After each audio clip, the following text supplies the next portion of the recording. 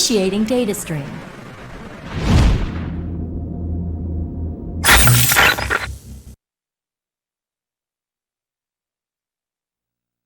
Welcome to the Training Simulator data stream. This program was designed to gauge neural link compatibility between mission control... Training sim, huh? Yeah, I thought I was working with a professional. You're only human. Why do you need me then? You're gonna utilize your talent in an entirely different manner than you were expecting. That explains the complicated setup. Oh, it's a hint of things to come. The rules of the game are gonna change. The tech you'll be using on the field is a prototype. If you can handle it, and by that I mean control it, you'll have the job. Let's get the party started then. Hello everyone, and welcome to Kill.switch, a game on the PlayStation 2 with cover-based mechanics very similar to games that came significantly later, which is really what's so important about it and why it's an important game to me. I love third-person shooters, but I especially love cover-based third-person shooters, and this, as far as I can tell, is the first shooter to use the cover system popularized by Gears of War.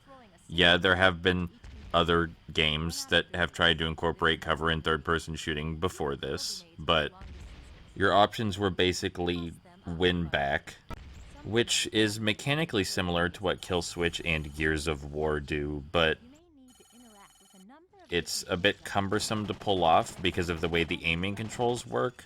Firing from cover is sort of a hassle in win back. It's important and it functions, but it's not really fluid, and it certainly is not comparable to Gears of War to any degree, or modern cover systems.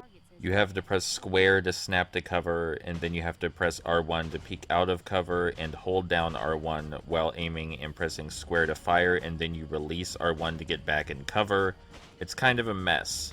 In Kill.switch, you just press the L1 button to take cover, peek out using the analog stick in whichever direction you want to peek from, and then you simply let go of the analog stick to go back to your natural cover position. It is a lot more intuitive to simply move the movement stick where I want to peek out, instead of have to press the R1 button to jump my character's body out of cover. And there are also a lot of different ways you can peek out in Kill.switch, as opposed to win back, where there's only like 2 ways to peek out of cover, which limits your options in cover immensely. And your other options before Kill.switch came along were games that didn't really have a dedicated way for you to take cover, but still valued the idea of taking cover. Things like X-Squad. Both Winback and things like X-Squad lacked a way for you to quickly get back into safety in many circumstances, and they were not intuitive, in spite of the fact that they both tried to be intuitive in their own ways. But Kill.switch, as you're seeing here, basically just controls exactly like Gears of War in cover, but with the caveat that taking cover and rolling are separate buttons instead of the same button, which personally I think is better than how Gears of War does it. Gears of War handles all movement with the bottom face button. That's not the way Kill.switch plays. You have a dedicated cover and duck button, and the roll button is something separate, which I think is much better. And lastly, this might be a little hard to get across, but Kill.switch just controls really well. Your character moves really fluidly. That was like a huge deal back when it came out, honestly. The movement controls in things like X-Squad and Winback are workable, but playing Kill.switch is just like playing a PS3 game. The controls are perfectly fluid and responsive, and you can even adjust the aim sensitivity. Kill.switch doesn't even feel like a PS2 game, really. It just controls that well, and reviewers seem to like that about it. Everything look good on your end? Am I a player? You tell me. You're the one at the controls. I could get used to this. And by that I mean, we're good. That's all I wanted to hear. Congratulations. You're hired. Welcome to the future.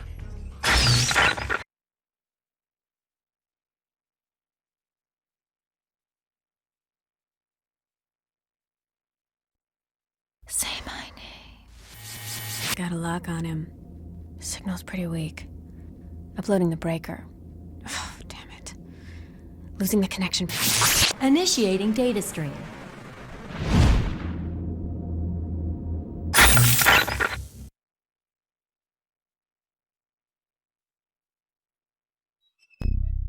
Base, this is Control. I'm in position. Do you copy? Loud and clear. Visual and audio streams are coming through fine. Any problems on your end? I get a slight buzz in my head every now and then. Must be the neural link. That should pass in time. Still, we'll have it looked at when you get back. Now on to business. You're to locate the General. He requires some convincing. You want me to use harsh language? Oh, your actions will do the talking. Transmitting orders now. Time to start the violence. Another reason I think Kill Switch is pretty cool is that the story is pleasant. I'm not going to spoil anything, but Namco tried really hard in the PS2 era to make their games something memorable in terms of both gameplay and story. This was made by Namco, or one of Namco's studios, but they don't name their studios, so it's impossible to tell most of the time. And just in general, the game places cover and enemies in a way that encourages intelligent thinking. You know, you might want to think about how to flank them, which cover is optimal, whether this is really a situation where you need a grenade to disperse them, or whether you can tank through it. And more importantly, whether you can just avoid cover and run in guns blazing. That happens sometimes, and is fun when it does happen, but it also makes it really easy to die. And really, that's what I like most about cover-based shooters in general, is that I get all the fun of shooting people in third person. But also, I can think more, because there's a lot of cover, and I can think about how to use it. That's what makes them fun. I don't like Time Crisis so much, because even though you take cover in that, you really have to take cover in the same spot over and over. And I don't even get the satisfaction of finding the optimal spot myself in things like Time Crisis. Finding the optimal spot or optimal strategy and enacting it is what's fun to me about cover-based shooters. And Kill Switch lets me do that. And if there's ever any point during this Let's Play where it seems like I'm about to die, rest assured that if I were more careful, that would not have been the case.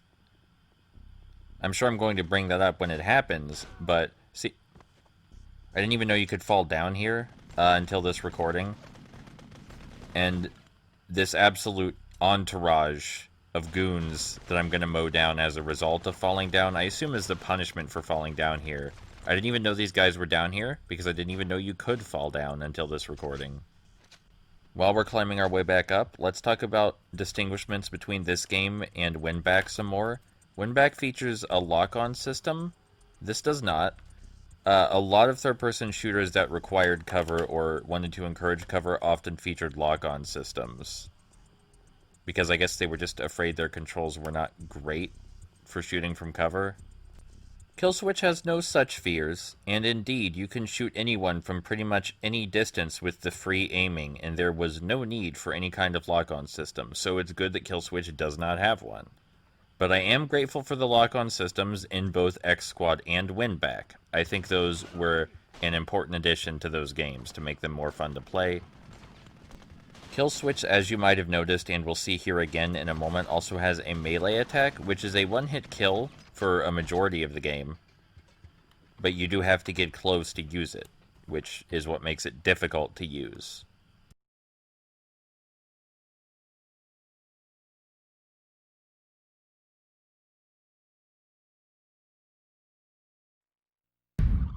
Control, this is base. Slight change of plan.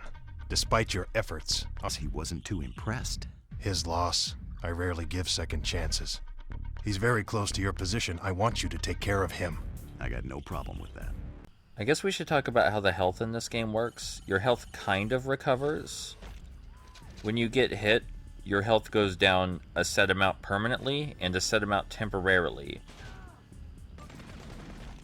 which you'll see next time we get hit. The dark blue can be recovered, but any of the light blue that's just not visible anymore is gone forever. Or at least it's gone forever until you get a health kit. So health kits are a necessity. So like the health system in this game is sort of a halfway between modern cover shooters where you have fully regenerating health and older shooters where, oh hold on, we're going to flank this turret section by running outside and coming up on the turret from behind. They didn't see us coming and as such could not shoot at us with the turret. Going through that the normal way makes it significantly more difficult, as you might imagine.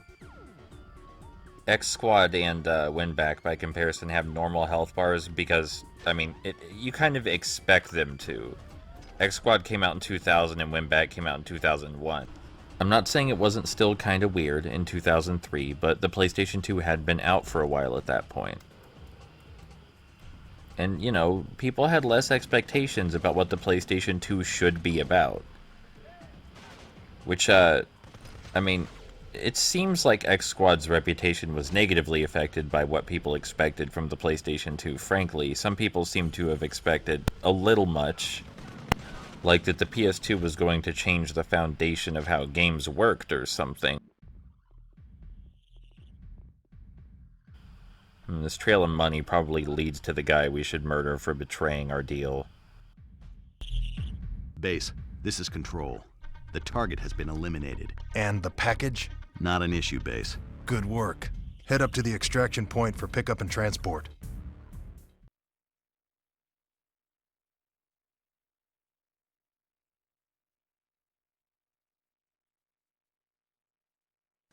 Alright, now we're heading to extraction, and this is where things start to get mildly more difficult. Up until this point in the level, really, things are pretty easy and simple.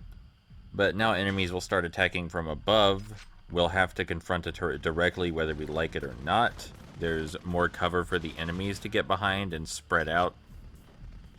So you just gotta think a little more.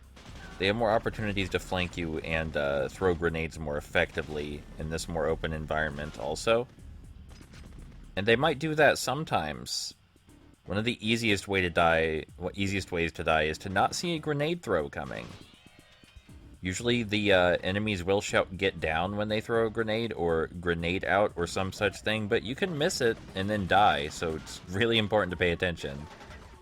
Fun note about the turrets is that they're actually not that big a deal as long as you can aim in the little tiny place where the guy's head's poking up. Someone else can always get in the turret afterward, of course, but then you could just do the same to them. What is a big deal about the turrets is how quickly they deal damage. Now, usually you're aware there's a turret ahead of time, because you've surveyed the scene carefully. But in the one situation I can think of where you wouldn't be aware there's a turret, it can kill you in like 3 seconds, even if you're absolute full health. So they're dangerous.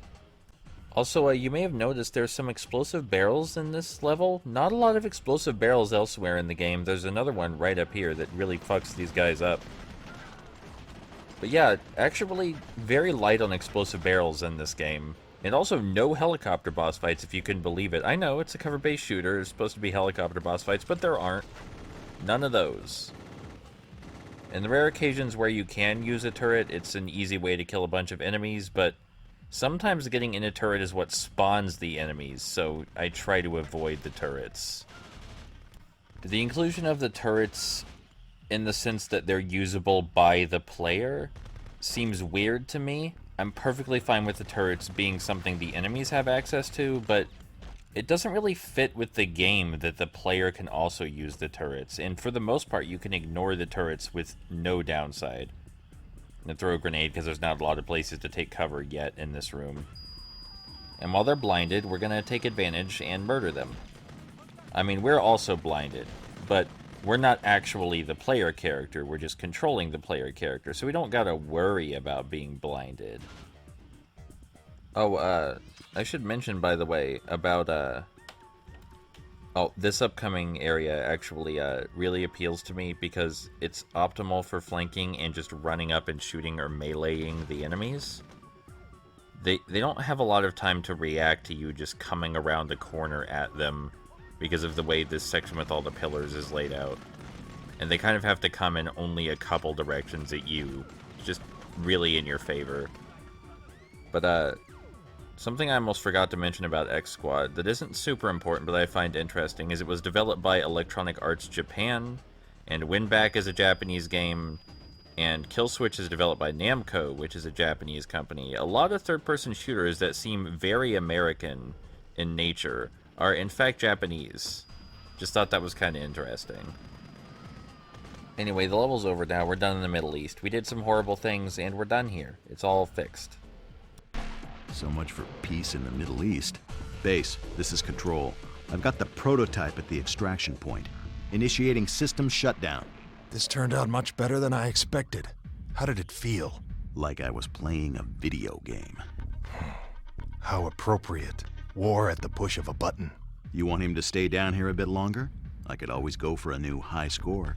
We've done sufficient damage for now, Control. Not only have we instigated hostilities in this country, we have in our possession a portable thermonuclear device. Bring him in. There's more work to be done elsewhere. Hitting the switch.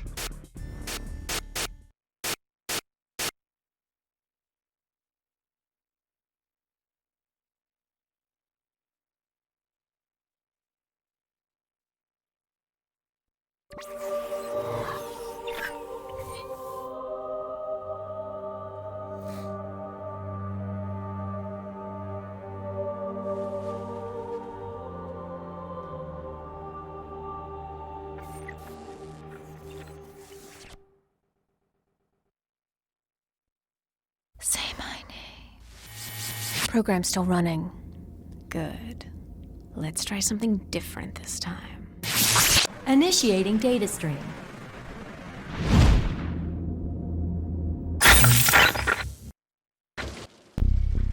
Base, our man's on the rig. Looks like a full house. Well, consider it a target-rich environment. I take it this isn't a stealth op. You're certainly welcome to try, but you weren't exactly hired for your sneaking ability.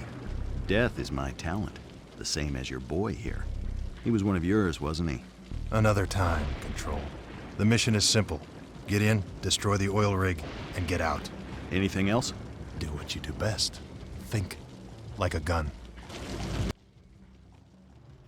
Alright, so I don't know exactly how one thinks like a gun. I've thought about that and what it's supposed to mean a lot, and I'm really not sure. But I do know that I love this set of levels, because there's a lot of cover that you can just run around. This is actually a really good set of levels for run and gunning, and there's some objectives in this this set of levels that you don't see anywhere else. But this first section is just more of what we've seen before, but harder. You know, that's how difficulty works. Games do get harder as they go along. So you remember the last section of the Middle Eastern levels. This is basically more of that, but with smarter cover and enemies placed in smarter positions. I will say, by the way, I do like the AI in this game for the most part.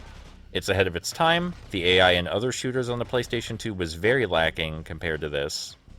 I'm not like trying to make the AI sound super smart, but it is smart enough to like try to avoid getting shot in most circumstances. That wasn't one of those circumstances just now. That didn't count.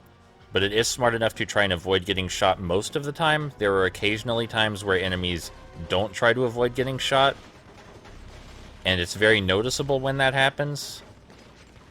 It's kind of awkward, but it's for game design purposes. It's to make those enemies a little more difficult to get around. And suppressive fire is a thing in this game. We're not talking Army of 2 levels of suppressive fire. This doesn't ever turn into a puzzle game like Army of 2. But the enemies are actually scared of dying most of the time, and they will try to flank you and not get shot. It's just that you have more health and you shoot better than them, presumably, so they're going to lose anyway. In case you're wondering, by the way I'm playing the game right now, without taking cover very explicitly most of the time, and later in this set of levels you'll see even more so. I think we're in the Caspian Sea, by the way. You'll see even more so that I'm not taking cover as often as the game would like me to be. That's really not a great way to play the game. It's just a way you can play it. It just makes everything harder. It is kind of refreshing to see kill switch after playing. I know I've talked about X Squad so much, like I've talked about it almost as much as kill switch at this point, right?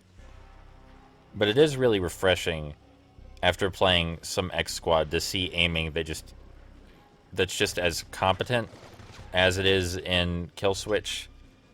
I've already brought that up though, the way the aiming works and how the aiming in kill switch is better. Would also have killed for a traditional grenade option in X Squad. You can get a grenade launcher in X Squad, but we'll talk about X Squad's mechanics if I ever decide to show that on this channel. We don't need to talk about X Squad the entire time I'm playing Kill Switch. Kill Switch is actually a much simpler game, even though it's more challenging and you have to think more while playing it. I kind of like these blue markers that tell you where to go. They have this 2000s digital feel to them, which really goes with the whole mind hacking thing and the story we're experiencing and what Control must be seeing.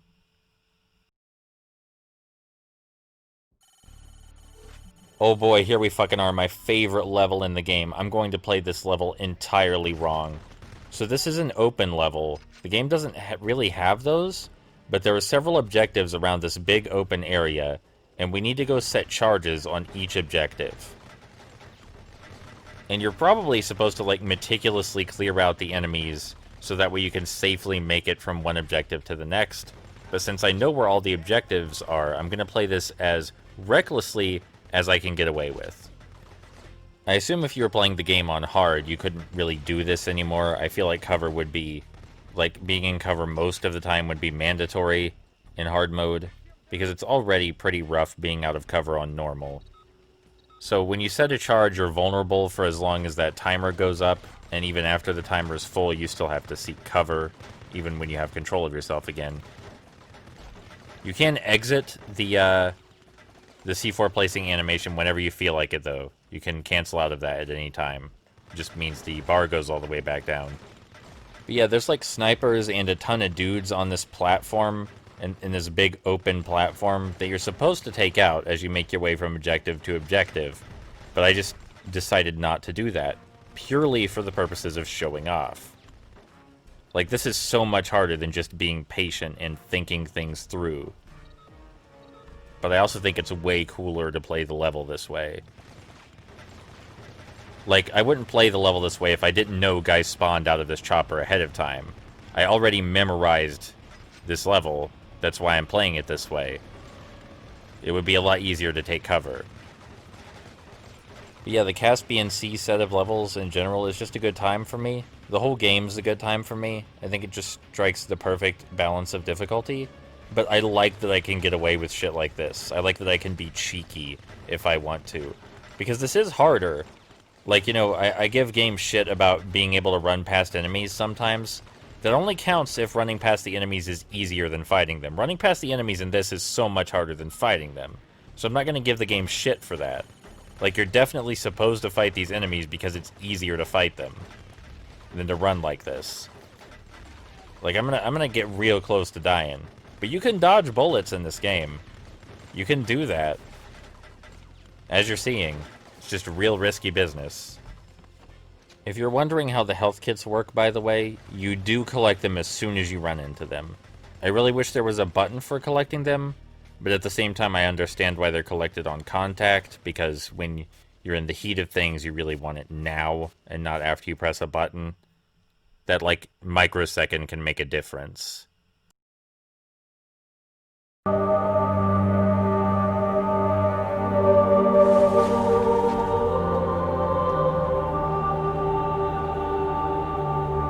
I don't want this moment to end.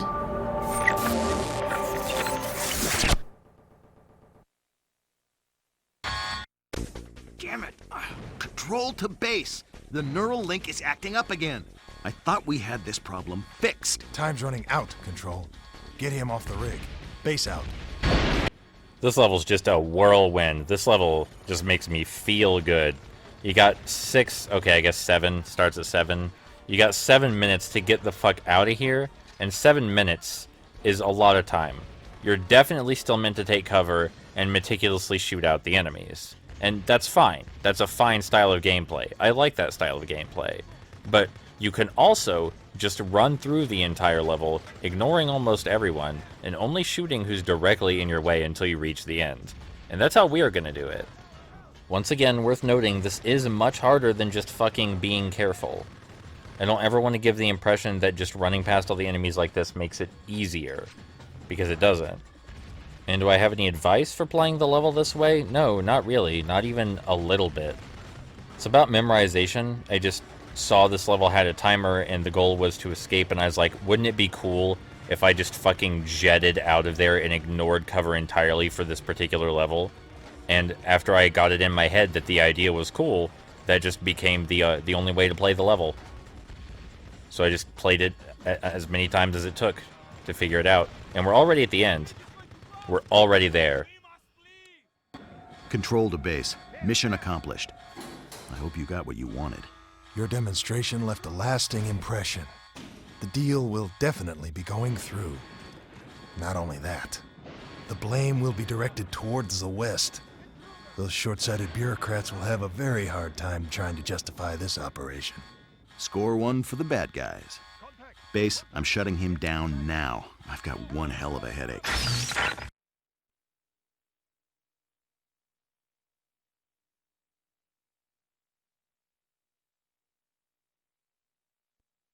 Say my name. Time's running out, girl. Think, damn it. Think. That's it. It's a long shot, but what the hell? Initiating data stream.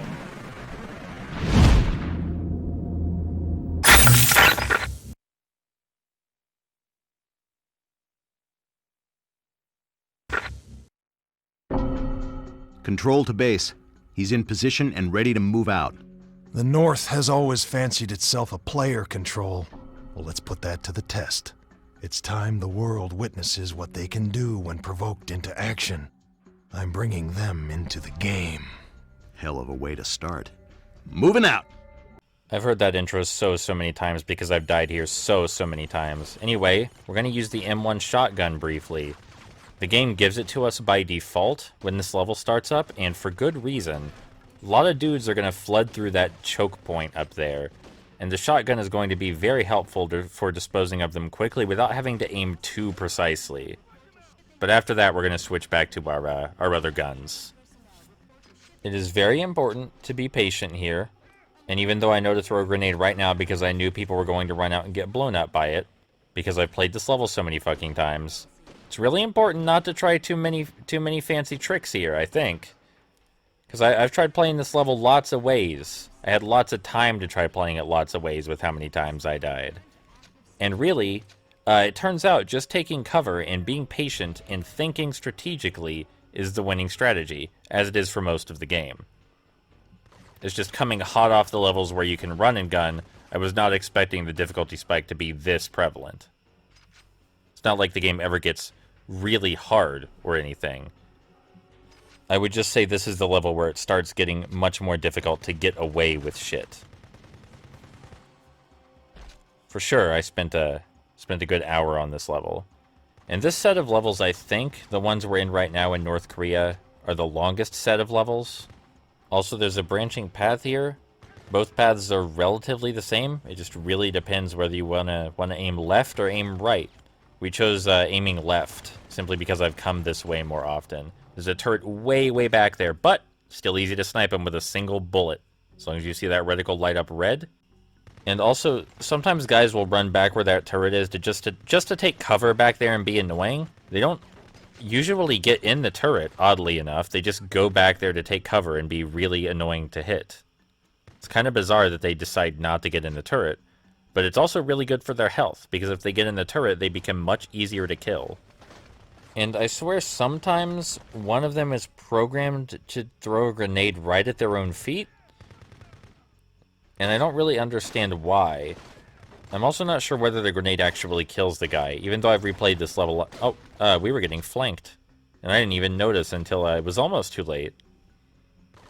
Something else that can't be said enough in this game's favor. Enemies are not bullet sponges. You shoot them once in the chest, they go down. You shoot them a couple times in the legs or arms or tummy, they go down. Shoot them once in the head, they go down. You get the impression that they're fragile, like humans tend to be. You just shoot them a couple times and they're gone. They're dead forever. There are a lot of third-person shooters where the enemies are bullet sponges, and sometimes that works for their game design. It would not have worked for kill switch, that's for fucking sure. Oh, I guess I never, stated what happens if you die in this game. If you die in this game, you restart at the beginning of the level. Not at the beginning of the set of levels, thank goodness, just at the beginning of the last named level. And the levels in this game are, I feel like, only around 2 to 7 minutes long, so it's not so bad. And the game is pretty much completely bullshit-free with one exception. There is one unfortunate exception in the very, very final level that we'll talk about when we get there. But aside from that, This game doesn't really have any bullshit in it. You can reasonably see everything coming as long as you play carefully and tactically. You have a good idea of where enemies might take cover and where they might come from. There's really almost nothing I dislike about this game or have a problem with in this game, except for one thing in the final level. It's not really a big thing either. You're only going to fall for it once, but it does stand out a little, because this game is usually completely bullshit-free. It's very friendly to the player. I was just kind of generally really pleased with this experience. It seems like it was made by people who really wanted someone to enjoy their game. And I think I could easily recommend it to people who like cover-based third-person shooters, for sure. It's just, I can see maybe why people haven't revisited it, is because it doesn't really have anything novel going for it, aside from... Well, it's not the first of its kind, but it may as well be the first of its kind. But that's not novel enough for people to justify playing the whole thing again. Especially since cover-based shooters aren't exactly a celebrated genre. I celebrate the genre, but a lot of people seem sick of it. And even if there was another game that had this Gears-style cover system before kill.switch, I doubt there was, but even if there was, it doesn't make this game less impressive for the time period, really, because this kind of game and this kind of control scheme were just not normal back then. Games just didn't control this good back then. They just didn't. Speaking as someone who's played a lot of PS2 games and owns like 500 physical PS2 games. Played on real hardware, just like this. Because I want the original, authentic experience. Sometimes the enemies will do a really dramatic dive to try and save themselves, but you can always just shoot them while they're on the ground, because they take a while to get back up. It's a neat animation, though, and sometimes I mistake it for them dying, and then they get up and surprise me. I suppose another thing about this game is that, even though you do have to think smart to play this game, and that's one of my favorite things about it, if you're someone who's already intimately familiar with cover-based shooters, then you're probably going to breeze through this. Like, I did say I spent an hour retrying this stage, but that's really my own fault for being dumb. If I were just playing the way I knew would work, it wouldn't have taken so long. It's just being needlessly reckless. But if you've played cover-based shooters before, then this probably no big deal. And it's only about 2 hours long if you beat every level your first time through. I do think 2 hours is just the right game length. Because I recorded this for the long play archive, I did play it 3 times. Twice to practice and a third time to record. Normally I only play it 2 times, once to practice and 1 to record, but some games, you know, I just want to make them look better than others. So sue me. And I enjoyed all 3 playthroughs, you know? It's not like I didn't have a good time or anything. I think it's perfectly fine to play through this game multiple times, and the fact that it's 2 hours long only makes it more fun to replay, I think. Makes it easier to replay, that's for sure. And especially for a game like this, I think a short length is beneficial. There's really nothing getting in the way of the core gameplay in this game. Aside from the turrets, which I did say were a little weird. But there's nothing else getting in the way of the core gameplay in this game. It is a cover-based shooter. You cover-based shoot the entire time. There's no platforming or puzzle solving or vehicle sections or anything like that. It's about a gameplay idea, and that is the gameplay idea the game is interested in exploring. And the game is over when it's done exploring that gameplay idea. And maybe some people think that's exhausting, but, you know, I think it's kind of noble, and I certainly don't think the game outstays its welcome. It has a set of mechanics. You get good at those mechanics, you're good at the game. Unlike an Army of Two, where no matter how good I am at the third-person shooting, I'm not good at the vehicle sections. Those vehicle sections were fucking weird, Army of Two. While we're at it, so were the back-to-back sections, honestly. I don't know why you wanted to turn it into an arcade shooter sometimes. I guess you were just afraid that the core mechanics weren't enough by themselves and you had to spice it up with variety. And I mean, you don't have to. It's fine that you wanted to, but you shouldn't feel compelled. Kill.switch didn't feel compelled to, and Kill.switch is great.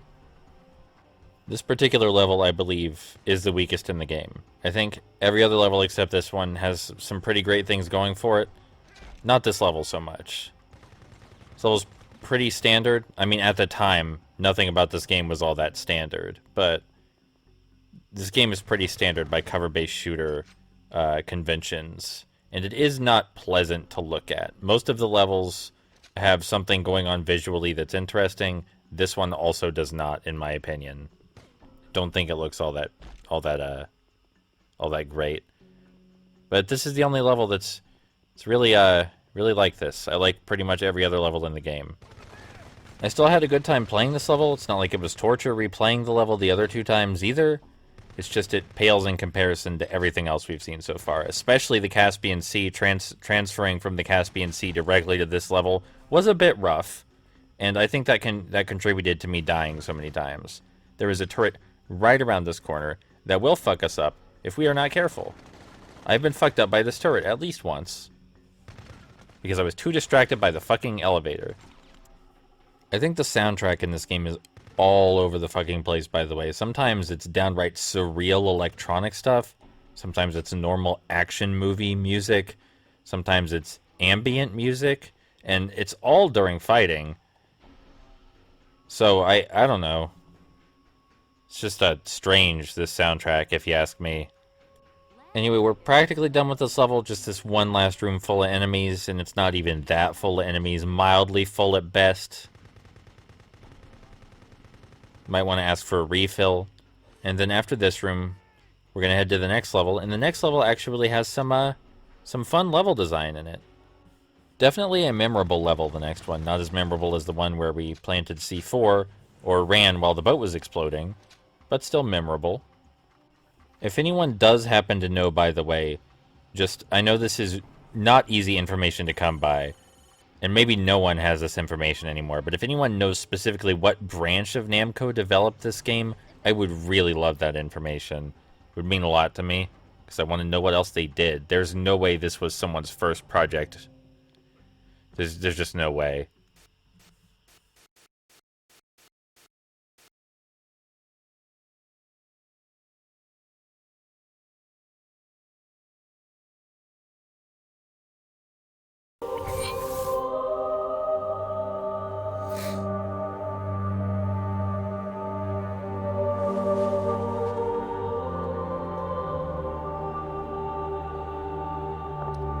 I don't want this moment to end.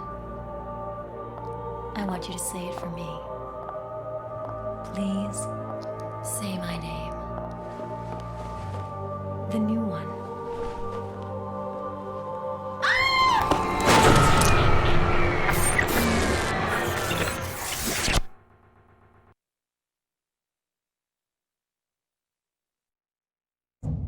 Damn it, control to base. The neural link is still jacked. Control. The memory block. Is it intact? Your little mind job is still in place and working. Everything reads fine, except for my head. It's nothing, Control. Just a ghost in the machine. The others won't have these problems. And after this is over, you'll be getting an upgrade. Something a lot better. A second version? Sign me up now. These headaches are killing me. Just focus and concentrate on the mission. We're almost finished here. That's a lie. We're not almost finished here. We are nowhere near finished in this set of levels. Don't lie to people like that. So, the thing about this level is that the enemies will turn on alarms, and you have to shut them off before you can proceed. Sometimes you can kill the enemies before they turn on the alarms, though it is very difficult. Very difficult. And the alarms, which act as gateways, are not the only interesting thing about this level. No, that would be a little sad. This level is actually really open. Like, you can get shot from pretty much anywhere, and you can shoot guys from pretty much anywhere. You have to think real careful about which cover is safe, even more so than in any of the previous levels, because there's verticality to this one. A lot of verticality. A lot of open verticality, unlike at the Caspian Sea, where most of the verticality was extremely simple. Lots of stairs, lots of running up and down, lots of catwalks. Lots of slopes. Just stuff that throws a wrench into your tactics, you know? Makes you rethink yourself. And in addition to this level being laid out in a really interesting fashion for gameplay purposes, like I already talked about, the verticality is much appreciated. And hasn't been seen in this fashion up until this point. There is also the fact that it's not exactly as linear as everything else. It's not like you can finish the level out of order or in whatever order you like or any such thing. But there is backtracking. We got to come through here, for example. But we're going to come through here more than once. A lot more than once. By the way, in case it's not clear, just waiting for your enemy to shoot all of their bullets and then fire at them while they're reloading is a very good strategy. Never fails. That strategy works 100% of the time. Except for turrets. I just really like all the angles you have on the enemies and all the angles the enemies have on you in this level. It makes the cover system really pop, you know? Accents it. Gives it compliments. Takes it out for a nice meal. Takes it down to the local fast food place. It's kind of locally famous, and you know they mostly serve meat, but it understands that you're vegetarian now, and it's not going to make fun of you for that. You can have the fries. It's not going to make fun of you for only ordering the fries. It's nice like that. This level's nice. So now that we found out we can't proceed back here, we have to go back through the level and find an alternate way forward. This time, we got to go up the catwalk. If we went up the catwalk before, we wouldn't find anything up there. But now more enemies have spawned, so there's stuff to actually do up there. Like turn off the catwalk alarm. One of our many objectives. And I won't lie, the enemies having the high ground is kind of a big deal. A big deal that I just try to ignore by running straight for the health pack and then gunning them down without paying much attention. And it works this time. It almost didn't. Remember to be patient when you're playing this game. That's the key to victory. I know I'm not patient, and I still won, but it doesn't mean I'm playing it great. It just means I like being reckless. Are you piecing together the story yet, by the way? I mean, it explains itself eventually, so you don't have to piece it together. And I'm not going to make fun of you if you haven't pieced it together. I'm just chatting with you. It's called a Let's Play. I'm just asking, have you pieced the story together yet? How are you feeling about the story so far? Where do you think it's going? How was your day? Did you look at your astrology chart? How many fingers am I holding up? How was your service today? You are allowed to rate from 1 to 5 stars, but any rating less than 5 is considered suboptimal and the employee will be fired. Personally, for the time period, I think this game's story is fantastic. But in a vacuum, I just think it's good. But we're not there yet. I do love any game that plays with the idea of games. Like, we're not playing as the main character, we're playing as someone controlling the main character, and what we're seeing is actually what he's looking at, and I think that's fucking rad. That's just such a cool framing device. I cannot get over it. Immediately gets me sucked into the story and interested in what's going on. Oh, before I forget, I really need to bring this up sometime during this video. Did you know that kill.switch had a Game Boy Advance port? No, for real. It's also cover-based. I really haven't seen too much of it because I want to experience it myself sometime, but that's nuts to me. That someone made a cover-based third-person shooter on the Game Boy Advance? Can you imagine, like, how did they even start? Are the levels the same? Are the level themes the same? Do they have any similar design ideas in them? Like, is the alarm level, like, you know, this alarm level we're playing, is that in the Game Boy Advance version? Is the story intact? Are all the same characters there? There's so much to wonder about, and there's so much worth wondering about, because the PS2 is a very different game console from the Game Boy Advance. I'm not sure you need told that, but in case you did, yes, they are very different. Man, I'm thinking about all the weird portable shooters I want to play, like Cop the Recruit. I guess that one's not really a shooting game so much as a driving game that I'm pretty sure was meant to be in the Driver series. It looks like it was meant to be in the Driver series. Everything about it screams Driver. And it is a driving game. And Cop the Recruit is not a great name. So if it was originally meant to be a driver game, that would make sense. There are also a fair amount of first-person shooters on the Game Boy Advance. Actually, a pretty decent-sized library of first-person shooters. Like, you weren't hurting for options. I'm not sure whether you'd like any of the options, because I don't really play first-person shooters, so I don't know what they're supposed to be like. I've played very few. I like Duke Nukem Forever. At least, I think I played about half of Duke Nukem Forever. I like the half of it that I played. I'm trying really hard to distract you from the fact that I'm playing this level spontaneously like I have brain damage. I'm aware that my gameplay just got really awful all of a sudden, okay? And that I'm taking forever to kill these last couple enemies. I'm aware, I promise. That's why I'm trying so hard to distract you from the gameplay you're seeing on screen right now, because it's suboptimal. It's far from the ideal. But I was nervous. I was nervous about that guy at the end of the bridge. Like I was worried he was just gonna fuck me up if I ever got in a position to actually shoot him. And maybe that's not super reasonable. Especially since earlier you saw me running through a fucking hellfire of bullets without so much as breaking a sweat. But that was earlier, and this is now. People change. For what it's worth, I don't think my gameplay ever gets this bad again.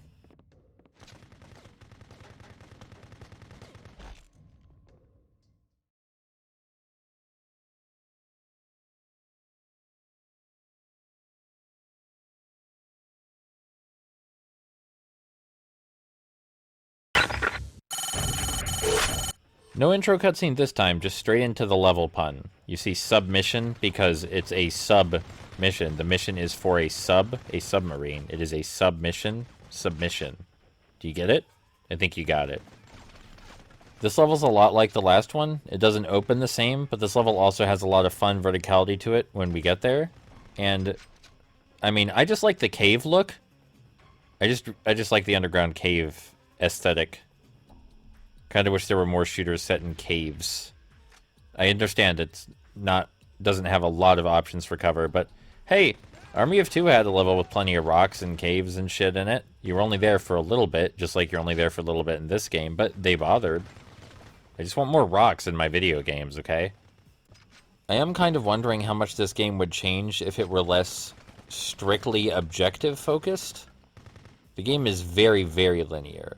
You go from point A to point B. You shoot all the guys, and if your goal isn't at point B, it's alright, because it's somewhere along the path you were just along. And don't get me wrong, I think the hyperlinear nature definitely works to this game's favor. It's condensed, it's concise, says what it wants to say, and it leaves. And that's admirable. I'm just kind of wondering how the design would differ if it were more open. It's kind of hard to imagine. This is one of the most straightforward beginning-to-end video games there is. It's not like Ride to Hell, where they left over pieces of the open world or anything. This game was never planned to have an open world, so it's kind of hard to even theorize. Maybe something like the open stealth segments in Amazing Spider-Man 2, but with cover-based shooting instead of stealth? Maybe that would work. Maps that are pretty big, but not so big as to completely annihilate their budget and make the game unfinishable and get canceled and never see the light of day, and then I wouldn't be making this Let's Play, right? You know what? Kill Switch is fine as it is. Let's not wonder about stupid, insane what-ifs that have no probable way of being genuinely predicted. Let's just not even fucking think about it. If I seem nervous around stairs, it's because there's not a lot of cover on stairs, okay? You go up and down them. There's not anywhere to hide in between the up and down. You just gotta live with it. If someone wants to shoot you while you're running down the stairs, you're gonna get shot. So you gotta deal with it beforehand or after, but you gotta have a plan for either. Gotta have a good plan. Good strong plan where you don't get murdered and look like a fool in front of everyone. After we finish placing these charges, we will be tasked with getting away from the submarine before it explodes. I actually don't know what the safe distance is, because I just run until I run into some enemies that require taking cover. Also, there's just a big bundle of enemies, a gaggle of goons right up here. And if they catch you by surprise, as you can see, I wasn't even caught by surprise, and they almost fucked me up pretty hard. So You know, maybe take things a little slower than I did. Don't be that scared of the timer. Or maybe do be that scared of the timer. Like I said, I don't know where the safe distance is. Just me tossing some more grenades in the vain hope that it will distract the enemies a little bit while I try and get down the stairs. It didn't seem to have worked. There were better ways to go about that, for sure. We're almost done here. I found some good cover. Really good cover. And the next level is the last one of the set. It's pretty beefy, though. And there's good reason for that. It's because things are going to change. Things are going to change real soon. Story-wise, though. Not the gameplay is going to be cover-based shooting still, like I said.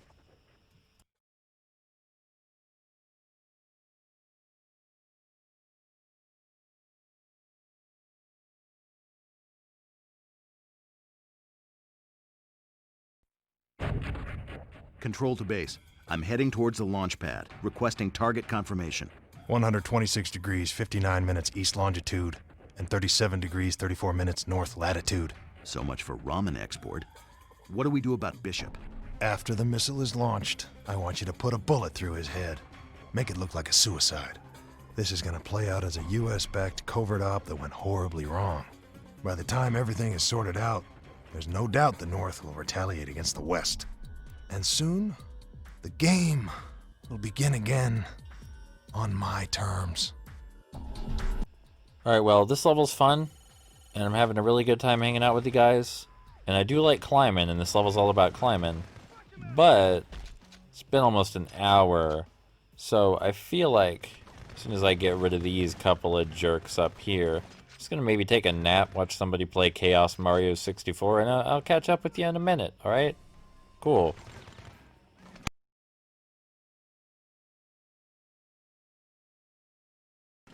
So up ahead, we can hunker down and do a cover-based firefight right here in this hallway. Or we can juke into the room over to our right and lure all the guys in here. And I'm going to opt for that. Just because I think it makes things a little more fun. Kill them a lot quicker this way. Is it any easier? No. It's much easier to take cover. But you do kill them quicker doing it this way. So that's why I decided on this option. Which is usually the reason I decide on options where I don't take cover. Just because it's quicker and more satisfying. Doesn't mean it's the right thing to do. But what our character controlling our character is doing is definitely not supposed to be morally agreeable. So, if I'm not doing things that are morally agreeable, that's just good roleplay. So it occurred to me while thinking about the games I've been playing lately, and just in general I think about this sometimes, is that I spend most of my life appreciating things whose time has passed. Like, Kill Switch's time is done, right? It came out, it was appreciated a bit when it came out, and its time to shine is gone. It's over. It's time to make room for a new generation. But I don't really feel that way about it, I guess. There are certainly some things that date Kill Switch, but I would argue there are things that date all art. Except for maybe Slayers. Slayers, the light novel series, is eternal. But there are things that date almost all art. And I feel like something that was good 30 years ago for a reason is probably still going to be good today. Are there other things that might have done the same thing with equal or better goodness? Probably. But I don't think that means that this has to be less good. It just feels wrong to qualify goodness based on things like rarity of its concept or rarity of its appearance. Like, if somebody's a compassionate individual who listens to others, cares about their comfort, and is always there for them, that's a good thing, even if everybody in the world does that. It's a good thing to be respectful and compassionate of others. So even if, like, the whole world were filled with cover-based shooters, which some would argue it was at one point, I don't feel like that makes the earlier cover-based shooters that set the groundwork any less good. And things with ideas that aren't in use anymore at all also have a place, I think. They were designed that way for a reason.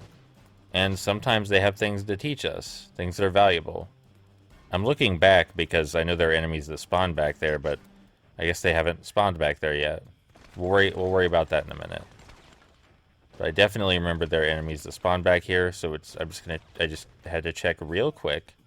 And then we'll go back to blasting enemies in the general forward direction.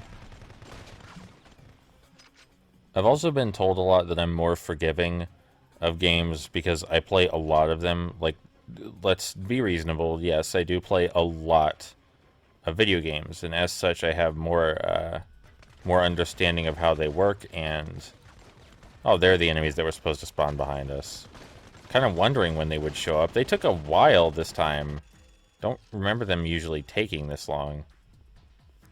But yes, let's be reasonable. I do play a lot of video games, and that changes my perception. Like, people who don't play video games at all, if you've ever seen them try to play even the easiest 3D platformer, it's a challenge to watch. And people who play a moderate amount of video games, their experience with games is vastly different from mine. Maybe the difference isn't as large as someone who's just started playing video games, but it's a pretty big gap. And that's not to say I'm superior in the way I think or anything, it's just I definitely think about games differently. Do I wish everybody thought about games the way I do?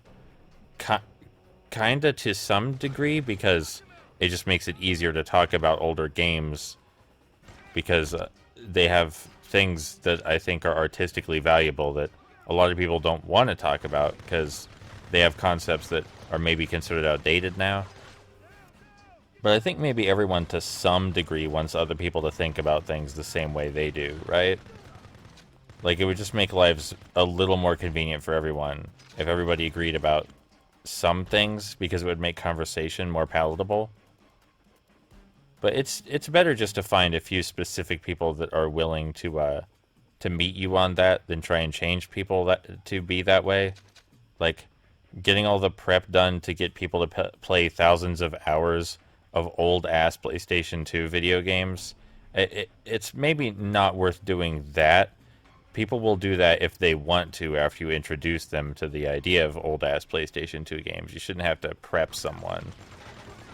And I want to be clear, the only reason I want people to agree with me about old video games being valuable and artistically relevant is because it makes it more fun to talk about those games and hear their dissenting opinions about those games in a more nuanced fashion than just, oh, they're old and outdated. That's just not a fun conversation to have, is all. I want to talk about the game design in a more complex fashion than that. Because I know I'm not exactly usual, I think. I'm 26 and I spend most of my time playing a lot of games that I don't think most 26-year-olds really care about right now. And I have, if I never bought all these retro games and didn't keep buying these retro games and investing time into them, then I would certainly have the means to play more modern games. And I like modern games too. It's just, I want to appreciate games from everywhere, and I just end up playing a fair more amount older games like this. I would consider kill.switch retro now. It's been long enough, I think. I remember when I did the Sonic Unleashed LP, I was wondering when action 3D platformers were gonna... Oh, level's over. Sorry. Important cutscene. Base, I'm within rock-throwing distance of the controls. Can't say it hasn't been fun, Bishop. Thank you for playing. I'm in. Overriding the system now. Playtime is over.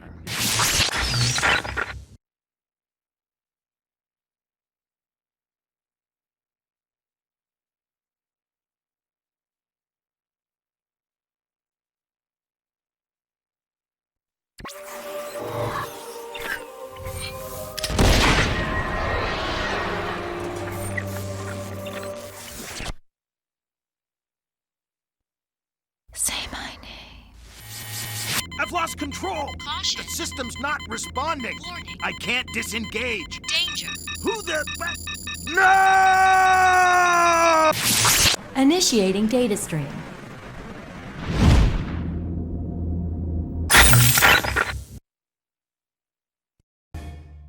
Override worked. Barely. And not a moment too soon. The good news? I've got full systems control. The bad? Haven't been able to circumvent the memory block yet. And the ugly? Whoever was behind this left a nasty surprise. If I can't break through the memory block in time, Bishop dies. Total engine shutdown. That's not gonna happen. I owe you that. The control data stream came from this location. I'm sending him in. I'm hoping I can recover Bishop before it's too late. So this level kind of surprised me for its visual variety. Like, just wasn't expecting a ruined temple, really. I'm not saying someone wouldn't take over a ruined temple if it suited their needs, because, I mean, of course they would. It's just kind of cool. Just didn't expect it. Anyway, something about this level, most of the enemies in this set of levels, in the ruined temple levels, take 2 melee attacks. It's no longer 1 melee attack per enemy. As you're seeing right here, gotta hit him twice. Makes melee a lot more dangerous. A lot more. And things are starting to kick into gear. Got a name for our protagonist. Our protagonist who's not currently in control of his body. His name's Bishop. At least that's his code name. You can probably guess that's not his actual name. And lastly, yes, I know that Control was really hamming up that nose scream in the last cutscene. I'm aware that was one of the hammiest nose screams available. But there's a reason he was overdoing it so much, and you'll see. You'll see. Wow, this guy really was hiding behind that pillar something fierce. Now seems as good a time as any to bring up how injured enemies work. If you melee an enemy and they don't die, or if you shoot an enemy and they don't die, they'll limp into cover, and then they'll recover in just a second or two after being in cover. I think this is regrettable. I feel like if you injure an enemy enough to make them limp, they should take a little bit longer than that to recover. It would lower the challenge of the game a little bit, but it would also look a lot less stupid.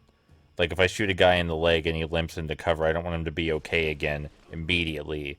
I think that's a little much.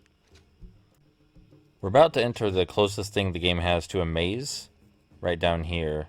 There are 2 ways to go, and first we want to open all of the doors. So, we're going to go the way that leads to the door opening mechanism. Man, those guys didn't fucking know what was coming. They rounded that corner and were immediately full of bullets. Their friends were more thoughtful. You know, I always feel weird when I think about my preference of third-person shooters over first-person ones. I'm never sure if my reasons for preferring third-person are compelling, but I suppose my reasons don't have to be compelling, do they? It's a taste. It's basically just like, I like being able to see my character. I like having more knowledge about what's in my immediate surroundings. And there's not really a lot of first-person cover-based shooters. Aside from, like, Rogue Trooper comes to mind. Not Rogue Trooper, Rogue Warrior. That game about Dick Marcinko. That one. That's a cover-based first-person shooter. It switches to third-person when you're in cover. Very odd game. Rogue Trooper is a completely different shooter made by Rebellion. And I have that too. It's just, I don't know as much about that one as I do about Rogue Warrior. Because Rogue Warrior was of fascination to me. I play Skyrim in third person. Anyway, I think, yep, we're at the end of the level. And there's going to be a timer. We got to hop over these wires real quick to get to the exit. We could fight all the enemies, but we don't got a lot of time to do that. Nowhere to go but down. Let's see how far the rabbit hole really goes. Enemy.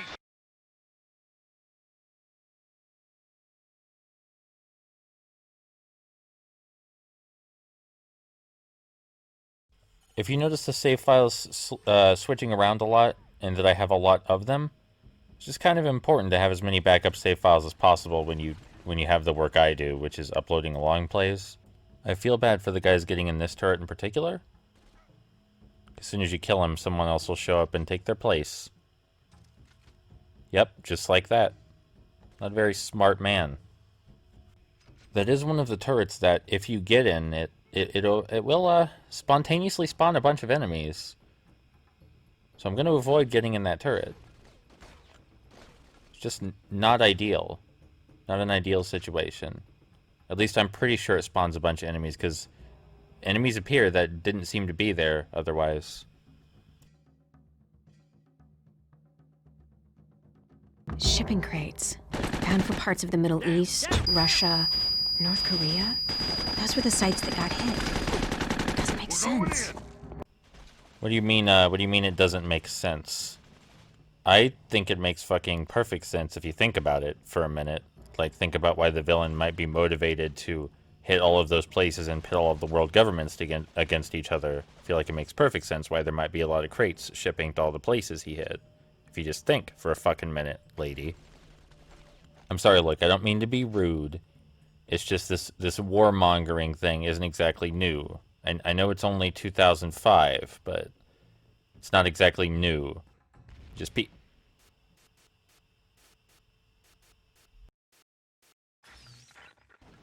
Alright, so now that we've completed that room with absolutely no failure whatsoever, we can get back to talking about how I feel like that shouldn't be an unexpected motivation. Like, maybe the player didn't think about it, but certainly in-universe, that would be an expected motivation for what those people were doing, right? Because what other possible reason could there be? If you're wondering about the various kinds of assault rifles, by the way, some of them are in fact more accurate than others, and some are less accurate than others. Obviously, that's how it works, but it's not to a degree that I think it's worth paying too much attention to. The reticle turns red, you take a good shot, the enemy's gonna get hit. Don't worry about it. Just don't hold down the button too long, of course. I think that probably goes without saying. You hold down the button too long, the recoil is going to get uncontrollable and the shots are going to get less accurate. Just fire in really short bursts. So I like this stairwell descending downward because you're not usually in positions like this where you're forced to fight on stairwells for a significant period of time. And it doesn't really come up after this either. Like, there were a couple sections earlier in the game where there were stairwells and enemies, but it was really quick business. And this one you have to be real careful because there just are enemies on stairwells over and over. And you just kind of have to peek and get the proper angle. Oh yeah, I suppose I haven't actually talked about ammo conservation. I guess we can talk about that after I'm done scouting the rest of these stairs and then heading back up to get a health pack I left behind. Because of course I'm going to do that. Of course I am. What kind of player do you think I am? I play to win most of the time. Usually winning is the goal. Usually. But there's no wrong way to play a video game. If you don't play to win, that's fine. Just saying, I play my way. You play yours. It's all good. It is actually really easy to run out of ammo if you are not careful with your shots. If your reticle is lit up red and you fire in short bursts, you should be fine, but if you're just firing like nonsense or you like to run and gun excessively, you're probably going to run out of ammo for all your guns. Time's running out. It can't end this way. I won't let it. What happened to you, Bishop? I saw you last when you told me the news about Len. You were so happy. Len. Damn.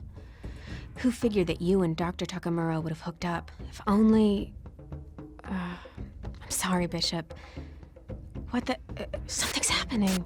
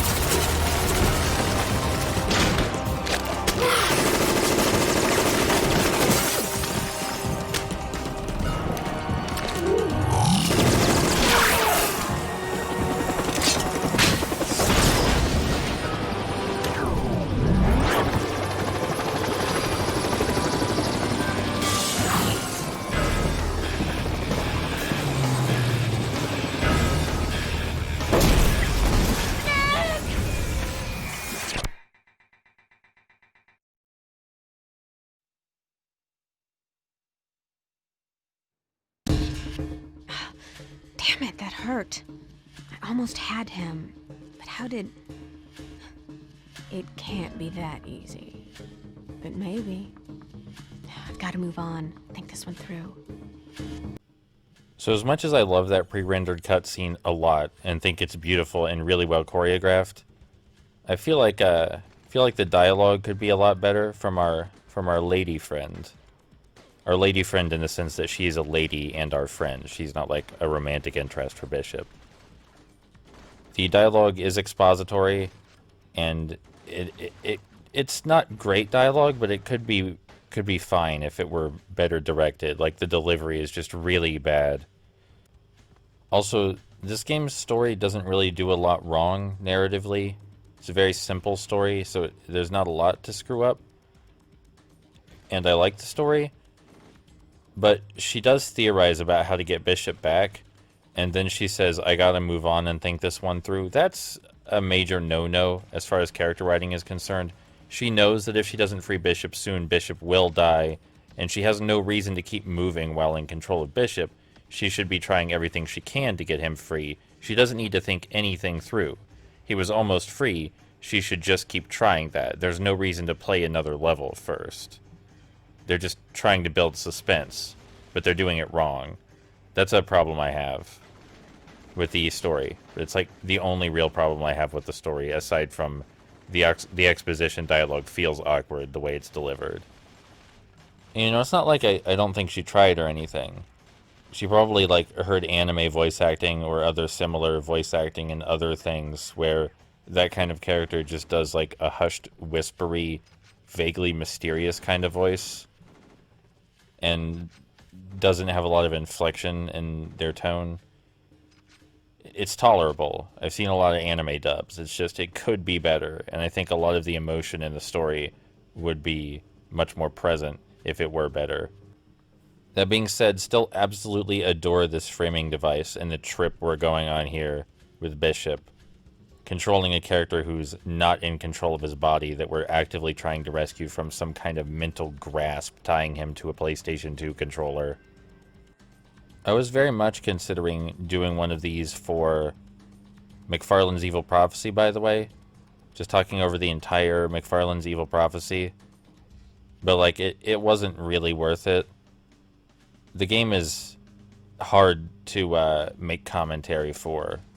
Like, excessively difficult. There are some rooms that are worth talking about, but, oh, there's a guy up here. It's very important to get this guy, or he'll make your whole life miserable. Anyway, even though there were very specific levels and things I would want to talk about regarding McFarlane's Evil Prophecy, I don't think it was worth it for the less than stellar waiting through tons of enemies parts. This is a neat set piece, though, this winding pathway, where you work your way toward the enemies while they also slowly work their way towards you, and you're both in cover. At first, I wasn't really a big fan of this. I thought it railroaded you too hard, but then I remembered the game doesn't usually railroad you. Like, you usually have way more places to take cover than this, and this is, like, one of the only places it does this. So I think at least it makes for decent level and environmental variety. Like, I definitely remember this level more because of this section. That's for sure. The only thing I really dislike about the temple levels, I think, is that they come out looking real gross when you record them because of the color palette. Recording PS2 games, it may surprise you to know, is kind of difficult. It's really not a simple process. Especially if you want the graphics to look accurate to the actual game, which I care about. And, like, I think for the most part, the footage came out pretty fucking good. But, you know, there are just some color palettes and set pieces that recordings don't play nice with. Like, recordings, no matter how modern they are, seem to have an issue with Muso games.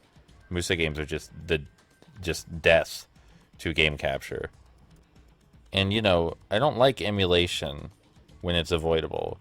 And the reason I don't like emulation isn't because I just dislike the idea of video games being available. I think video games should be available for everyone.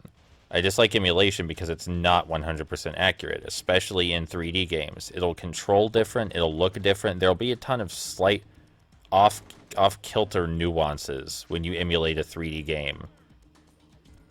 So maybe I'm an elitist, but I do prefer to experience these things on real hardware and show them being played on real hardware, the way a real person might play it when it came out. It just gives a better impression of what the game actually is, I think. And now we're going to walk all the way back to the last medkit I left behind. Do you even remember where that was? I'm thinking about the Game Boy Advance version again, and I'm wondering whether the health system is the same. Like, does it still do this sort of half recover thing that the PlayStation 2 version of kill.switch does? Oh, also kill.switch did come out on the... Yes, I'm aware I just passed the last health kit that we could have gotten. But there's another health kit even further back that I decided to go for instead. So just fucking deal with it. I forgot to mention kill.switch was available on the Xbox as well. But I don't really... Even though I have an OG Xbox, I'm not really interested in playing things for it or recording things on it. There's some cool games for it. It's just... Like... I already have so many PlayStation 2 games, and almost everything that came out on the Xbox came out on the PlayStation 2. So, I don't much see the point. And when you consider things like Voodoo Vince have already gotten a remaster, there's even less point to it. The PlayStation 2 is just a lot more convenient. If you're making a game in the 6th generation, you're pretty much thinking... right off the bat, well, it's gotta release on the PS2 if nothing else. Like, that's most of our market is the PlayStation 2. PlayStation 2 was an amazingly well-selling console. And that's another reason I would like to see more people exploring the PlayStation 2 and what it meant to them. Like, there are a lot of indie games. I brought this up during my Let's Play of Sonic Unleashed. There are plenty of indie games that celebrate other eras of video games. Not a lot that celebrate PlayStation 2 games, and I don't get why. It was such a prolific console. That's not to say there are no indie games being made today that are inspired by the PlayStation 2 era, like the action 3D platformer Effie, E-F-F-I-E, absolutely is inspired by PlayStation 2 era 3D platformers. And even though everyone hates Sonic Boom, that also is definitely inspired by PlayStation 2 era 3D platformers. Feels a bit like Jak and Daxter to me at some points. Not nearly as good as Jak and Daxter, but the feeling is there. They're similar in some ways. I am a little worried that there aren't really many new cover-based shooters being made, because that's a genre I really like, but I also haven't even begun exploring the genre yet. Like, there's plenty of cover-based shooters I love, and, like, you know, I love Dark Void, I love Mindjack. I think Damnation's pretty fucking cool, but that's still not even close to the bottom of the barrel. But even though I'm not even close to done exploring the genre yet, it would still be nice to see more cover-based shooters coming out. I think so, at least.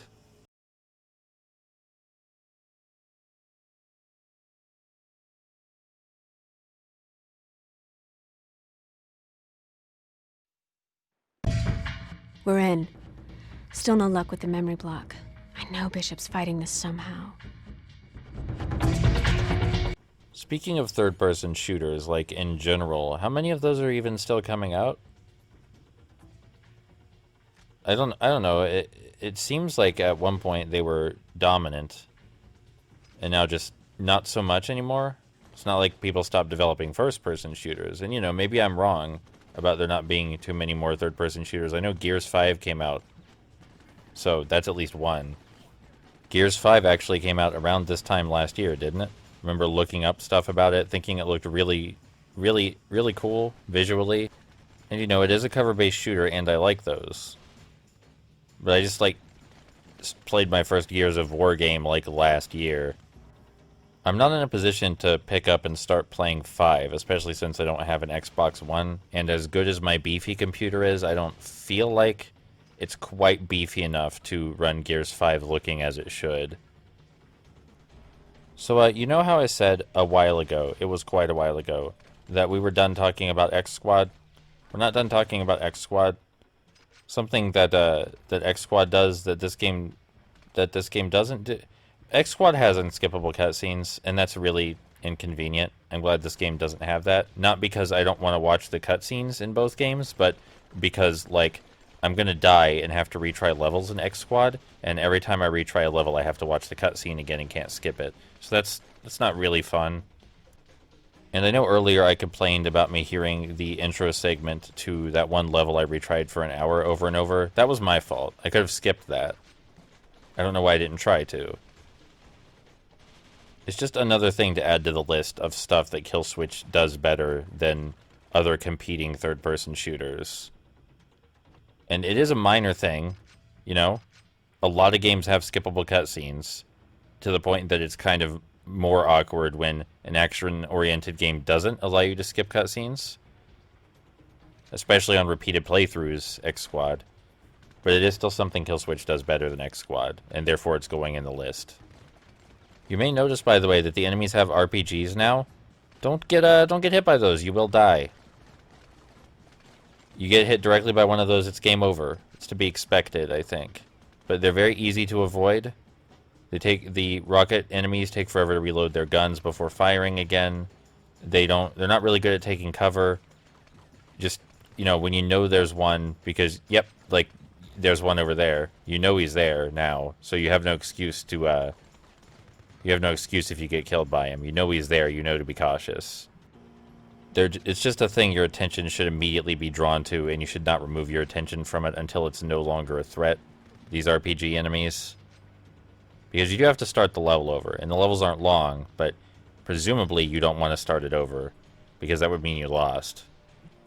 You know, we've been talking about Kill Switch ports, even though it's only got one port that's significantly different from the others. Might as well just keep the train going by mentioning there was a PC version of Kill Switch. I have no idea what that was like either. I mean, presumably it's the same game as the PlayStation 2 and Xbox versions. It's just, I'm kind of imagining how the controls might be different for keyboard. And, you know, now my thoughts are snowballing. I'm thinking about, well, have there been other cover-based shooters on PC? And I'm like, you know, I'm sure Sleeping Dogs got a PC port. Of course it did. That's a cover-based shooter. And then I'm thinking about how much I loved Sleeping Dogs. Which feels weird. Such a normal game for me to love. But the character writing in that game was really, really nice. And that's why I enjoyed it so much. Also, the cover-based shooting and beat-em-up section. I like shooting and beat-em-ups. You know this about me. I always liked how in Sleeping Dogs the radio was playing a song that was thematically appropriate to the situation. If I were ever to long play it, unfortunately, I would have to mute the radio. Because copyright. But I thought that was a really powerful touch. I was incredibly invested in the narrative. I do remember going through that level where they try to make you kill people without killing people just to prove I could do it. It doesn't matter because Wei Shen does something that results in the death of people in universe, regardless of whether you, as the player, actually made him kill someone. So trying to do a no-kill run of that level was pointless. It was fun though. Right, so up here we can see Control and how he was playing us like a computer game. You can see his monitor set up. I think that's really cool. Control's dead, though. His head's on fire, as you can see. So that is why he was doing that hammy scream. His head literally exploded and is now on fire. But before we can examine the body properly and end the level, we do have to get rid of everyone in this room first. It's not going to be a big deal, though. We have the high ground. It's a very advantageous way to be. While we're cleaning up here, I should mention on the back of the case and in the advertising for Kill Switch, the cover system was meant to be a really big deal. Like the case says, take cover, take aim, take over, and it advertises the blind fire and the offensive cover system, it calls it. And maybe, I don't know, back in 2003 and 2004 when this came out, people might have considered that a gimmick. But it certainly proved to be more than that, didn't it?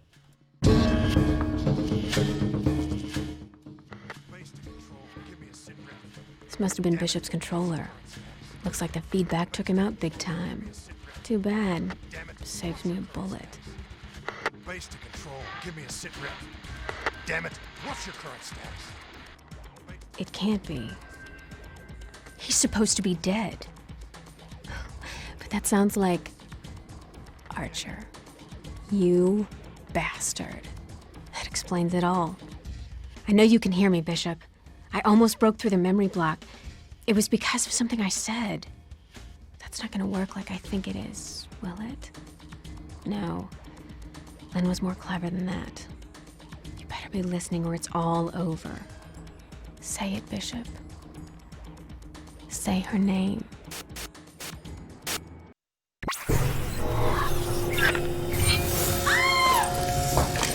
Let her go, Archer. I suggest you drop your weapon before someone gets hurt. What's this about? You're supposed to be dead. Did you see a body? You possess something of great value. You bastard. What do you want? I want the tech. The engine that drives you. Can be duplicated and sold to the highest bidder. You can't imagine the impact global war will have on the demand for such a weapon of mass destruction. The war's over. I suppose it is. But you're going to help me start the next one. In time, you won't remember a thing. Including this.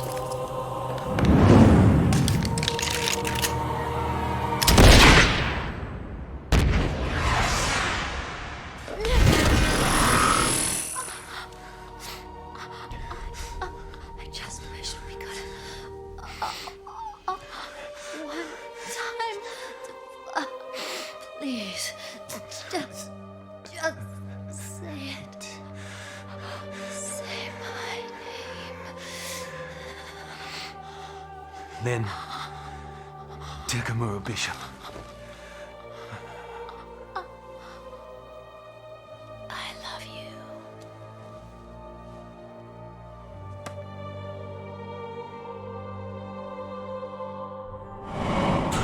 I don't want this moment to end. Say my name. Lynn. Takamura Bishop.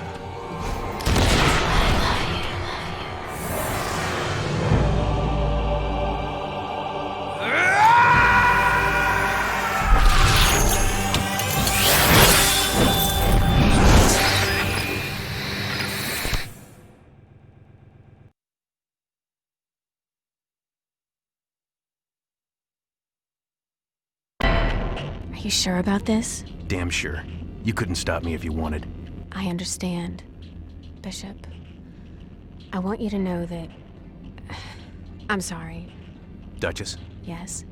Archer has a nuke. What? How did he get his hands on one? I stole it for him. I'm moving out. Alright, here we are. The final level. The big shebang. Infiltrate base, find Archer, kill Archer. Archer killed our wife. Archer must die. Of course, we're here to save the world also. Let's not forget about that. But Archer did kill our wife. So, let's not pretend that saving the world is the only motivation we have. This level actually is pretty easy to autopilot through. There's a lot of cover. Like, a lot of cover. It's open, but the enemies don't usually get a bunch of unique angles on you. And you can pretty much just be sure that the fight's going to take place in front of you, and you can retreat to wherever you like, and get whatever advantage you want. It's just there's not a lot of pressure in this particular level. I would go so far as to call this first level in the set one of the easiest. They do get harder though. They get hard enough to be worthy of being the final levels. It's just this one is one of the easiest levels in the game, I think. But you know, I think that's fine. This level's called A False Front, and the next level's called The Real Thing. So this level's probably supposed to be easy. In addition to being a narrative false front, probably a design false front, lull you into a false sense of security. And then when you get to the level of The Real Thing, the game starts kicking your ass. And I think that's appropriate. Kicking your ass is a little subjective. The game never gets like really hard or anything, but noticeably the level after this one and the level after that are about on par with more modern cover-based shooters in terms of difficulty. This game's kind of a breeze most of the time, as long as you're playing smart. But since this level is easy, and I basically autopilot my way through the entire thing, we're going to talk about some more assorted kill switch media. Which, I mean, if you're tired of that, too bad, because this video is like the only time I'm going to talk about kill switch, because it's the entire game, and so I'm trying to say everything I want to say about it. Kill switch, that man threw a grenade at us. I think you've only seen that one other time, but they can throw grenades and try to flank you. They will do it if you're in just the right spot. Anyway, what I was gonna say is Kill Switch actually has an official strategy guide, which I find baffling. Now I know strategy guides were written for almost everything, but it's hard to imagine what a strategy guide for Kill Switch would look like. It's not like there are any mazes or maps that need detailed, or any collectibles that need found, or any place to get stuck. So what do? Just show you a picture of the best place to take cover? It just doesn't seem like this game would benefit all that much from having a strategy guide, is all. It's just sort of a situation where you take cover in a place you know the enemies aren't going to hit you. You shoot at them when they're not shooting at you, and you shoot in short bursts, make sure the reticle's actually on the enemy. Basically, as long as you're thinking, you'll be fine. There's nothing tricky that needs figured out, nothing to get stuck on. So yeah, I am curious what might actually be in that thing, because it's kind of hard to imagine. Unless it's just like a play-by-play of where the enemies spawn from, which, that sounds dreadful. I'm not about to pay $15 to find out, and there's no rip of it anywhere online. So I probably will never know what's in that strategy guide, but it exists for some reason. I hate to bring up X Squad again. No, I don't. I just keep doing it, no matter how many times I tell myself to stop. But like, for example, that's a third-person shooter that would definitely warrant a strategy guide. Almost all of the levels are mazes, and there's a whole economy with buying and selling weapons and ammo and upgrades and shit. This game's a lot more approachable and straightforward than that. Don't get me wrong, I like X Squad, and something that I think is missing in a bunch of games today, but some games still have it, let's not pretend like it's black and white, is like, I'm tired of all games telling me exactly where to go next. I like figuring out where to go. Like, I'm not saying I want games to be open world, I just want to figure out where to go for myself instead of having it clearly laid out to me. That's not to say I don't enjoy games like Kill Switch 2, where you always know where to go and what to do. I just want some more games that are maze-like, where the idea is to explore until you figure out the right path. And I don't think there's a high demand for that kind of game. I just like that kind of game. I think exploring is fun. There are guys shooting at us from above in here, but it's actually extremely easy to ignore them. We can just grab the security card, not guard, and run our way out. It is important to anticipate that there will be dudes when we get toward the control switch. There is an ambush waiting. You can, like, backpedal fast enough that you're probably not going to die if you don't notice the ambush or think about it ahead of time, but it is still an ambush. There's a bunch of people waiting up here to fuck us up. And one of them's hiding in the booth. You know, I suppose I didn't really talk about the different types of grenades. We're in the final set of levels, and I just never really brought up how the grenades work in any meaningful capacity. I'll do that next level, because they're actually important in the next level. I think they're really good suppressive fire, really good distractions, and obviously they can kill enemies that are grouped together. But they serve an explicit function that's not easy to ignore in the next level. Duchess, are we currently at war? We're awfully close. The world's on the brink of conflict because of what because of what Archer's done the past few months.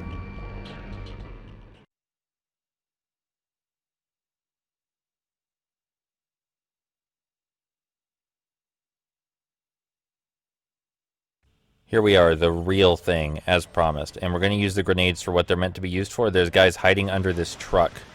That was a sticky grenade, which was not ideal. There are guys hiding under this truck.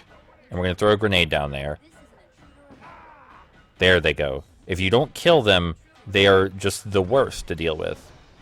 Anyway, this level's actually proper hard. Enemies come at you from the left and right, and it's just a big open clusterfuck. Lots of flanking going on. And usually you're not the one doing the flanking. This level's opening is tough because it's just hard to find an appropriate angle of approach. The enemies just keep advancing on you. They advance at you from both sides. You gotta be really defensive. There's just a lot to keep track of. There's the guys hiding under the trucks. There are some guys in the trucks. There are guys coming from the open space to the left. There are guys that are already spawned on the right when you start. And then there are guys in the windows up there. It's kind of hard to hit. They're so far away, but... oh, there we go. Even though I'm clearly familiar with this game now, believe it or not, I actually just first played it this month, this September. I knew Kill Switch was going to be an important game to me because it was really important for one of my favorite genres, the cover-based shooter. So I decided to play it for my anniversary with one of my boyfriends. Make him sort of a private blind let's play of the first level. And he enjoyed it a lot. Nobody else is ever going to see that. It's really heavily philosophical and kind of romantic. It's romantic for me. I do romance in my own way. It adapts itself.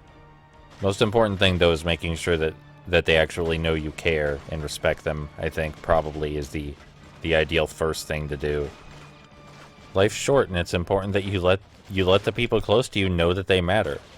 Just like it's important that I let everyone watching this know that they matter. Because the conversations and feedback I get from these videos are what drive me to keep making them. Because I feel like I'm communicating with people who love video games as an art form when I make these videos. I think the day this video goes up, which should be today, September the 27th, unless something horribly wrong happens. It's one day before this is going up on the long play archive as well. And I'm also very grateful for the long play archive. Super grateful to have a job. The job has given me a lot of good things in life, like the ability to purchase gifts for my boyfriends, and the ability to pay rent and buy groceries, and the ability to just generally feel worthwhile, like I'm contributing something and getting something of value in return for it. And it's allowed me to demonetize all of the videos on this channel and just use it for my hobbies, which is also nice. Because even though this is incredibly important to me, and videos like these and my analysis videos about fiction are things I want to be remembered for, like this channel is what I want to be remembered for, doesn't mean I have to make money off of it. I'm already making money doing something else. I really like these catwalks with panels. I don't know if these like exist in real life, but they're really good for cover-based shooting purposes. Like, it's not perfectly safe cover. You got to think about it a bit. And it's like cover like this appears in Mindjack and stuff, where there's some panels on the catwalk, but they're not all the way filled in. And like, I don't know if or why catwalks like this would exist in real life. But they're fun for cover-based shooter purposes. This room is just great fun if you stay up here, because you have a perfect angle on everybody you want to shoot. It's really hard for them to get an angle on you. If you go down there, the firefight actually gets tough. But up here, where the smart people like to camp, it's easy sailing. I think I made my microphone pop with that last sentence, which is unfortunate. I've been really good at not doing that. Like, I've gotten way better at that. I feel bad for the guy in the turret that I killed, because there was no way in a million years he was going to hit me up there with that turret. I was just perfectly safe. The turret was pretty useless for him. While I was playing this game, my roommate kept coming in and jokingly asking if I was... Oh my god, that guy fucking launched. My roommate kept coming in and jokingly asking if I was playing Metal Gear Solid. I guess, like, a group of mercenaries who have nowhere to be when things are peaceful and thrive on war isn't really that different from what goes on in Metal Gear Solid, is it? It's just they're less explicitly evil in Metal Gear Solid. There's a lot of moral gray in Metal Gear Solid. Anyway, this level's all cleared out, so now we just need to actually do the objectives. Like, you know, find that nuke that we stole in the very first level, if you remember that. Duchess, Yes, I've located the nuke. Can you get down here and disarm it? I'm on it.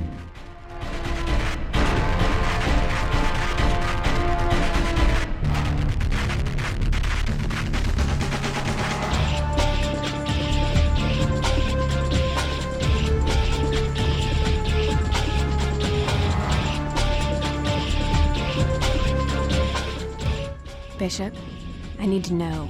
Why does he have a nuke? Think about it. Archer's taken action everywhere else but here. My God. Archer's going to use the nuke on domestic soil? Even if he didn't intend to use it here, I wouldn't put the option past him. Bishop, we're near a populated city.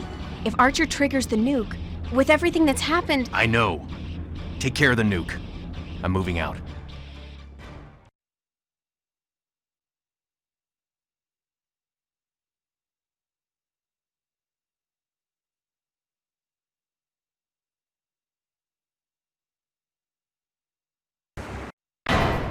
Bishop,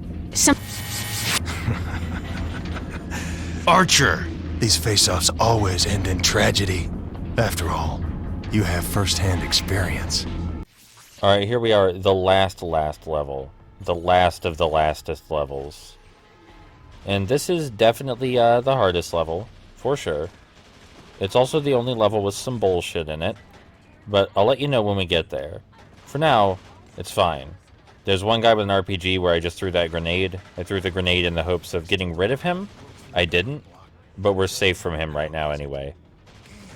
I kept replaying this section in the hopes to find a consistent way to run and gun through it, but eventually I just realized, you know, there's plenty of perfectly good cover here. The cover is really close to the enemies. There's no reason for me not to just use cover. I don't want to be here forever.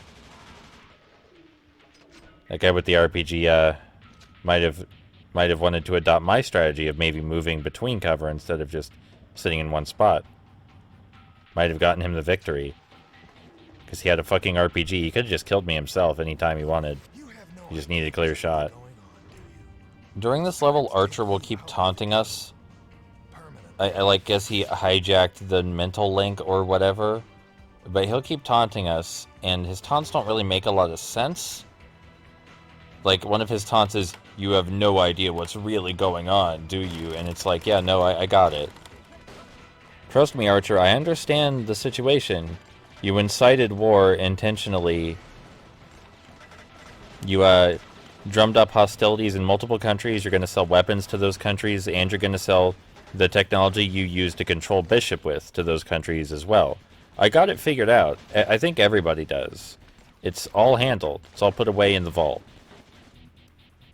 Your motivations are perfectly clear. I don't see why you're calling into question my understanding. Alright, so we're getting pretty close to the bullshit. We'll be there in a minute. It is in this area specifically. Just want to make sure I have a clear path forward before I scoot. While we're here, I do want to say I do really like this game's story quite a lot. I think it's inventive and fun, and makes use of the medium in an interesting way. The acting is pretty bad in some spots. Our main character, Bishop, did get a really good rage scream after his wife died, though. That was a really good rage scream. Those are hard to do, but he pulled it off pretty well. But yeah, I knew this is PS2 era Namco. PS2 era Namco was into some weird shit. Okay, so you notice I keep looking over to the left nervously at that shutter in the wall, and that's because a turret spawns out of that shutter at a certain point during this level, and I keep nervously checking it. Because you're not going to see that shutter when you first play this level. You're not going to know that's there, and when the turret appears, it's going to kill you in a second. Like, you can time it with a stopwatch. You will die in 1 second. And you don't know where the bullets are coming from, and it's fucking frustrating and unfair, because it's hidden in the wall, and you wouldn't think to check there. You just die. And that's the bullshit. That's the bullshit I was talking about way earlier. It's the only thing I really dislike about this game's gameplay, is that one turret that comes out of that wall shutter over there, eventually. Like, I even know it spawns there, and I'm still super nervous about it, as you can tell by looking at the gameplay. Like, it's really the only kind of thing, you're really only going to fall for once. But still, the rest of the game is gleefully bullshit-free, and it doesn't have any nasty tricks like that. So to pull one during the last stretch of the final level feels real fucked up. Like, I think now I've triggered it. Yeah, for sure. It's just real mean. But now that it's taken care of, the the rest of the level's pretty easy. Some more enemies spawn over here, but after we get rid of them, we can go to the exit and begin the final boss fight, which I'll let you watch without my commentary. So yeah, that's Kill Switch. I think it's pretty fucking novel. It's got a great framing device for the medium that is not nearly as engaging when used elsewhere. It's pretty important as far as third-person shooters go. Really establish the modern cover system. And it's just good. It's just well designed, which I think is what's most important. Enjoy the final boss, the ending, and the credits. And I'll see you guys soon. Had real fun time making this video for you. I'm gonna go to sleep after this, so.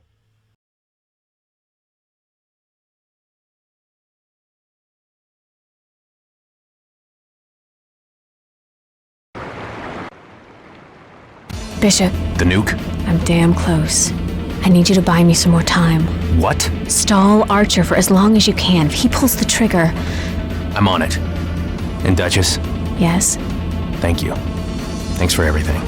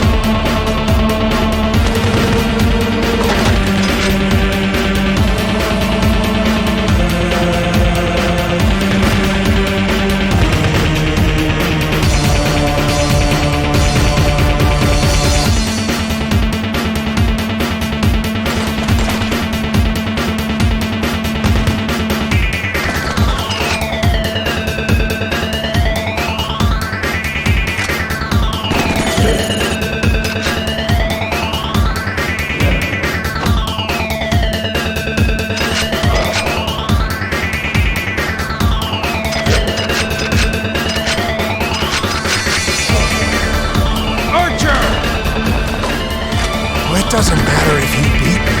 You can't affect the outcome. The game will continue. You're weak, Bishop. Just like she was. War is all we know. You should revel in it. Give it up, boy. You couldn't even save your woman. Bishop, I've done it. I've disarmed the nuke. Take him out.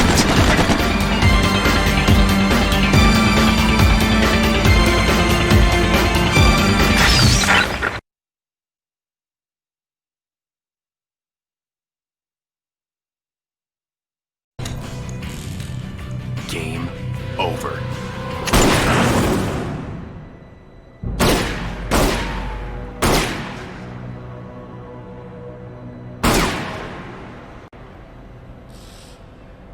Bishop. Bishop. Are you there? I'm here, Duchess.